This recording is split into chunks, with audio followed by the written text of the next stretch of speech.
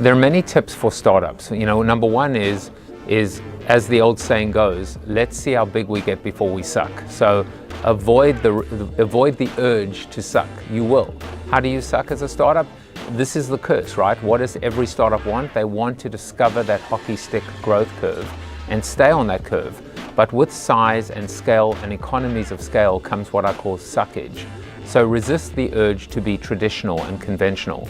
If you look at every major success story from the startup world, the Ubers, the Lyfts, the Airbnbs, not one of them, even if you look at Amazon and Google, not one of them built their brand or grew using paid media or advertising or traditional marketing.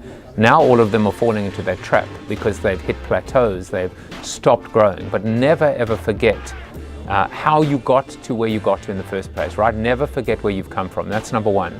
Number two, I often say to startups, there are 4 things that will determine your success. 2 you can control, 2 you cannot. The things you can control are the idea and the execution. What you can't control are timing and luck. But you can learn how to manipulate time, in a sense. There's that old saying that Gary Player, the golfer, he said, the more I practice, the luckier I get.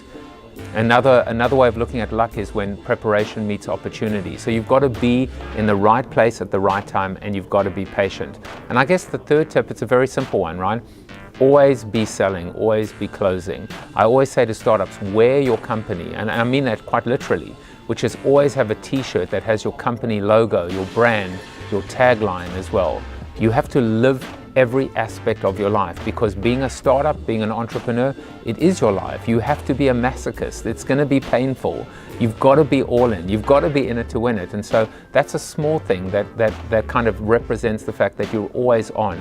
Never ever be off, because you never know who you might be sitting next to on a plane, on a train, in an elevator, giving that famous prototypical elevator speech. So good luck.